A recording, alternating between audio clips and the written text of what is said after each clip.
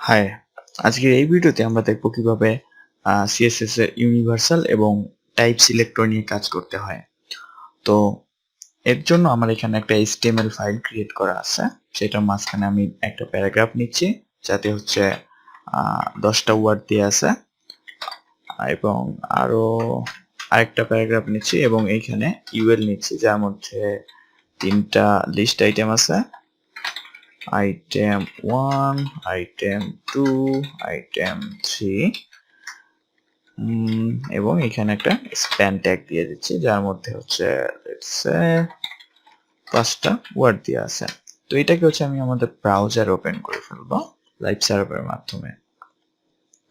তো এখানে আমরা প্রথমে দেখব ইউনিভার্সাল সিলেক্টর কি। তো আমি এক্সটার্নাল কোনো স্টাইল শীট ক্রিয়েট না করে এখানে স্টাইলটাকে ইমপ্লিমেন্ট করে ফেলবো। তো সের জন্য হচ্ছে আমাদের এটাকে বলা হচ্ছে ইন্টারনাল সিএসএস স্টাইল ট্যাগের মাঝখানে। ইউনিভার্সাল সিলেক্টর আসলে বোঝাচ্ছে একটা ডকুমেন্টে যতগুলো এলিমেন্ট আছে সবগুলাকে সিলেক্ট করে নেওয়া। তো এটা করার জন্য হচ্ছে আমাদেরকে স্টার সাইন যে আছে সেটাকে বা মাল্টিপ্লিকেশন সাইন বলা যায়, সেটা দিয়ে হচ্ছে আমরা যত এলিমেন্ট আছে সবগুলোকে আমরা সিলেক্ট করতে পারবো।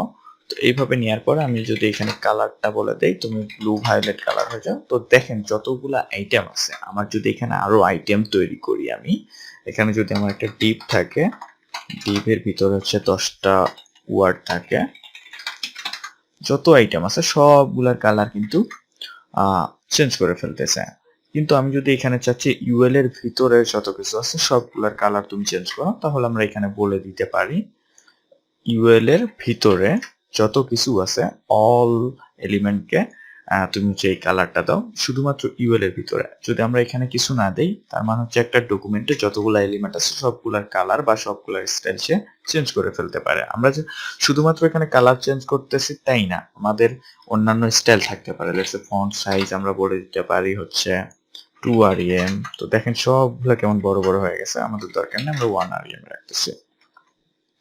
তো এটা হচ্ছে ইউনিভার্সাল সিলেক্টর। এখন হচ্ছে আমরা দেখব টাইপ সিলেক্টর। টাইপ সিলেক্টর আসলে কিছুই না, শুধুমাত্র ডিরেক্ট যে ট্যাগটাকে আমরা স্টাইল করতে চাই তার নামটা দিয়ে দিলেই হবে।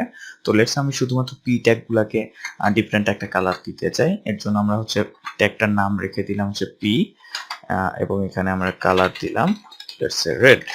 তো দেখেন যত পি ট্যাগ আছে সবগুলোর কালার কিন্তু চেঞ্জ হয়েছে। এখানে যদি আমার আরেকটা প্যারাগ্রাফ থাকে লরেম 10, সেটারও কিন্তু কালার চেঞ্জ হয়ে গেছে। এভাবে হচ্ছে আমরা অন্যান্য এলিমেন্ট গুলোকে সিলেক্ট করতে পারি। লেটস সে স্প্যানের কালার দিলাম হচ্ছে গ্রিন, কালার গ্রিন, এবং যতগুলো এলআই আছে সবগুলোর কালার আমরা চেঞ্জ করে ফেলবো।